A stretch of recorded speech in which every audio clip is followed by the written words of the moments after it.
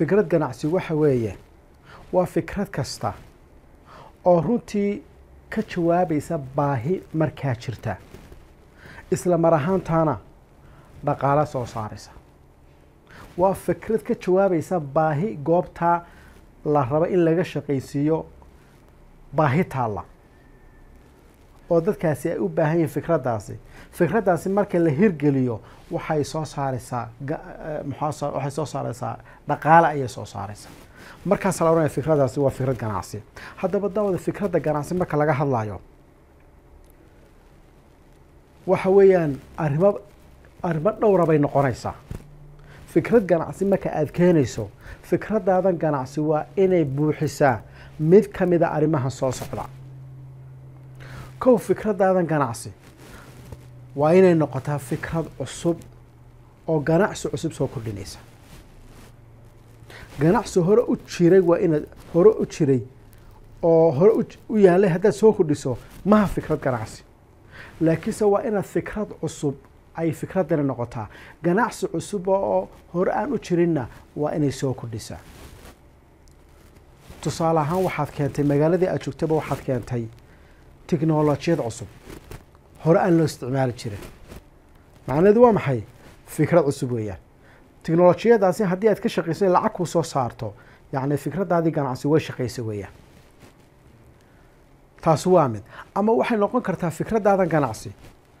maad soo kordhin runtii muxuu ahaayey ganacsi cusub maad soo kordhin fikrad cusub maad soo kordhin laakiinse maxaa samaysay suuq cusub oo hore aanu jirin ayaad ganacsigaa ku bilaabaysaa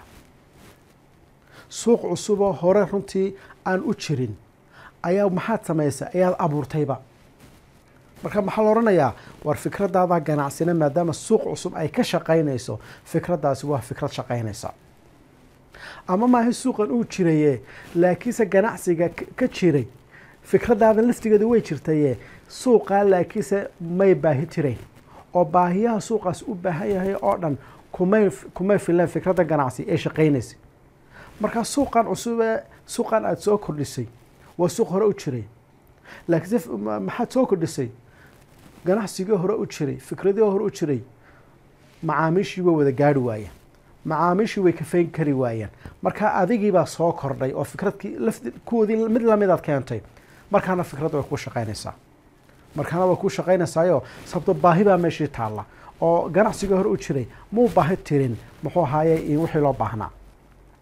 daawada waxa aad kaloo samaynaysaa marka aad rabto fikrad ganacsi oo cusub inaad keento inaad priceka hoos u dhigto priceka haddii adigu aada hoos u dhigayso oo pricekaagu uu ka hooseeyo kuwii kale uu ka hooseeyo fikradaada ganacsi way shaqaynaysaa sababtoo dadku waxay eegayaan badeecada jaban baa ayaa lasoo raacaya laakiinse mid baad daawada iska ilaalinaysaa marka aad priceka hoos u dhigayso ee aad rabto priceka inaad ku ciyaarto waa inaanay saameyn kugu sameyn pricekaasi waa inaanu saameyn macaashkaagii aan ku sameynayn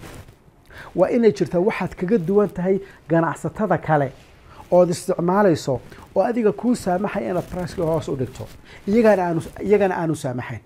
tusaale ahaan haddii adigu aad warshad dalka aad keento maadaama warshadii dalka aad keentay alaabta sameynaysay sidaa darteed adigu productionkii maadaama aad leedahay haddii aad pricekaaga hoos u dhigto kuwa kale ganacsatada kula tartamayana ay dibadaha ka keenaan alaabta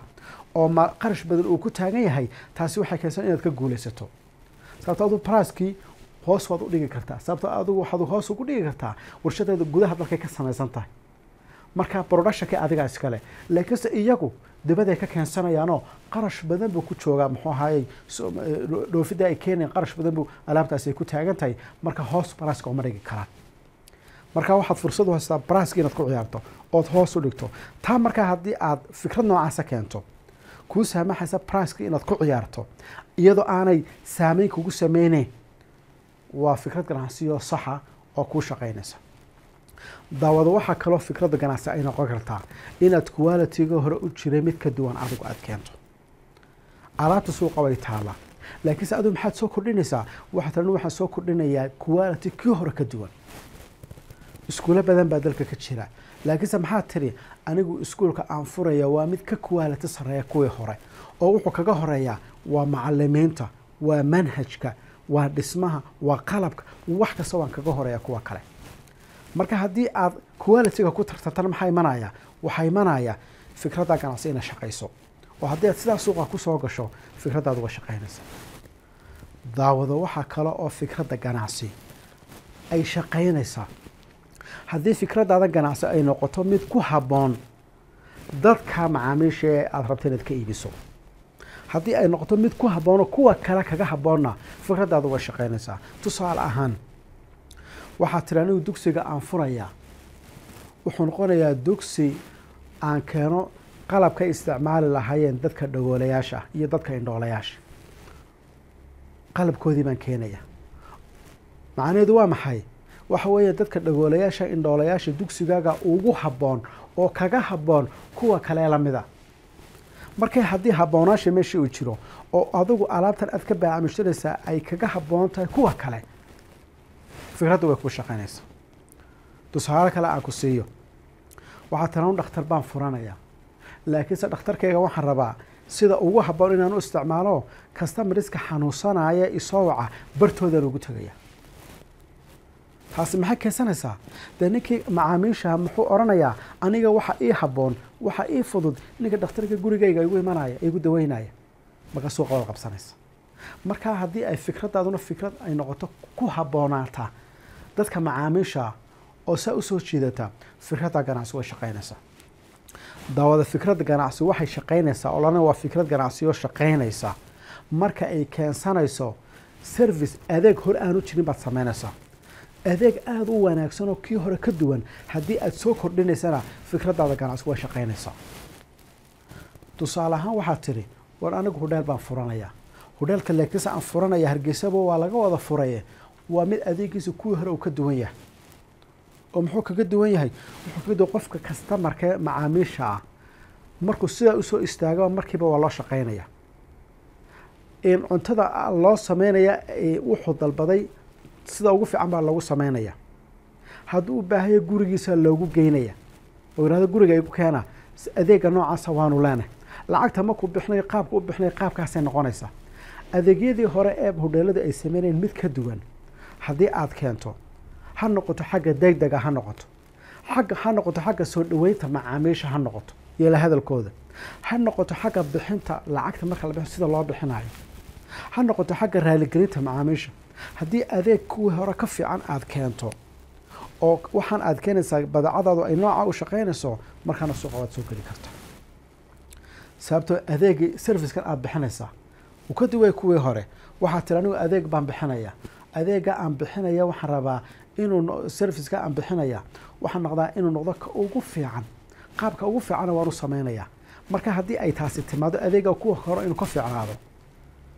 taasina waa mid aad suuqa kusoo gelayso oo runtii muxuu ahaayeen aad ku qabsan karto weeyaan daawada waxaa kaloo fikradaada ganacsi ay shaqaynaysaa marka qaabka aad qofka u gaadhsiinayso alaabta ay noqoto qaab runtii kuwii hore ka casrisan ama qaabkooda wuxuu iibinaysaaba ay noqoto qaab kuwii hore ka duwan oo ka casrisan tusaalaha waxaa tiri anigu qaabka bakhaarkayga sida wax loo iibinayaa uma baahna bakhaarkaba inaad timaadaba online baad kusoo dalbanaysaa online markaad kusoo dalbatana alaabta mabaha inaad soo doonatee baabuurku halkaa kugu keenaya marka maxaad samaysay qaabkaad u iibinaysaa qaab kuwii hore ka duwan buu noqday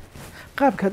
qofka ugu geynaysa alaabtuna qaab ka casriysa kuwii hore noqdo qofka halkiisa loogu geynaya marka adeegan hore u jira oo bakhaarada way furnaayeen waana shaqaynayeen adigu maxaad soo kordhisay waxaad soo kordhisay qaabkaad wax iibinayso qaabkii hore ka duwan iyo qaabkaad qofka adeega ugu gudbinayso eed ugu geynayso meeshiisa oo qaabkii hore ka duwan fikradaada ganacsi hadday sidaa noqotana fikradaada ganacsi daawada way shaqaynaysaa marka halkaa daawada maxaad ku aragta fikradaha ganacsiya hadda aynu sheegnay waa fikrado wada shaqaynaya fikradda kale taa ku xigtee ganacsigaaga la odhan karo waar fikradan ganacsi waa fikrad shaqaynaysa oo saxa daawada wax weeyaan waa marka fikradda ganacsi aad samaysay ay noqoto fikrad iyadu is dhammaystiraysa tusaale ahaan waxaad tiri anigu niyow adeegan aan samaynayo halkanaan ku wada samaynaya ganacsatada kale dibadday kusoo sameeyaan iyadoo la sameeyey baa la keenaa anigu laakiin production kuba waa halkan marka halkanaa lagu sameynayaa halkana lagu qascadaynaya oo lagu kartoonada lagu xidhxidhaya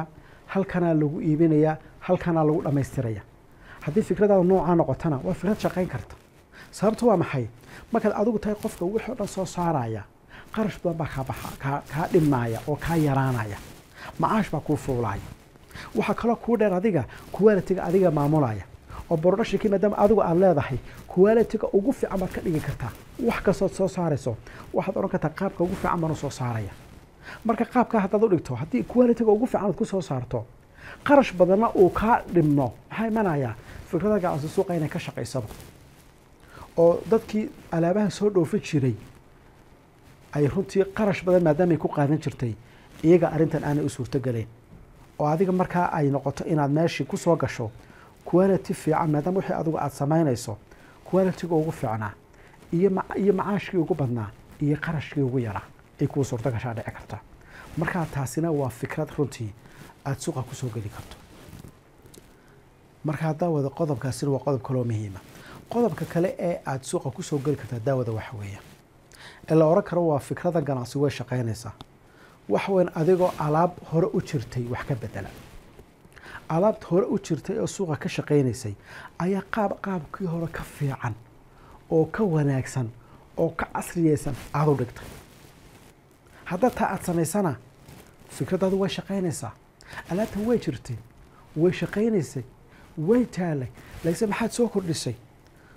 qaabkii hore ka qurux badan baad soo kordhisay tusaalahaan markii hore waxaa jira qofku ardaygu galaasku wax ku dhiganaya waanu galaaska imaadaa qaab cusub baad soo kordhisay waxaad tiri war galaaskana timaadaan uma baahnine koorsooyinka intaan idiin qaybiyo gurihiina kusoo akhrista qof kasta inta looga baahaya isagoo duuban baan siinaya gurigiisa ha kusoo akhristo inta xaguna soo fadhiisto fikraddu waa shaqaynaysa dad badanoo aan marka hore ku arkin galaaska inay imaadaan ayaa imika oranaya war gurigaan kusoo akhrisanayna maadaama kutubtii iyo casharkii oo duubanba aanu haysano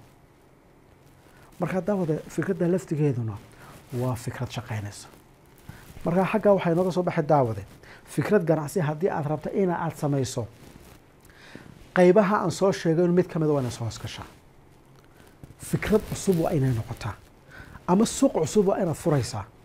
ama waa in wax dadka ku habboon aad keentaa ama adeeg cusub oo service cusub waa inaad soo kordhisaa ama maahee waa in qaab cusub dadka aad ugu geynaysa alaabta ama maahee waa in waxaan marka hore adigu atay qofka waxaan samaynaya oo qarashka ugu yar ay kugu kacaysaa quality-ga ugu fiican aad ku soo saari kartaa ama maahe adigu waa inaad tirada anigu waxaan soo saaray wax ugu quality-ga fiican leh ama maahe price-ka waa inaad wax ka bedelaysaa aad leedahay waxa ugu jaban baan anigu noqonaya marka fikradaada ganacsi intaa mid kamid a hadday ku qotonto waa fikrad shaqaynaysa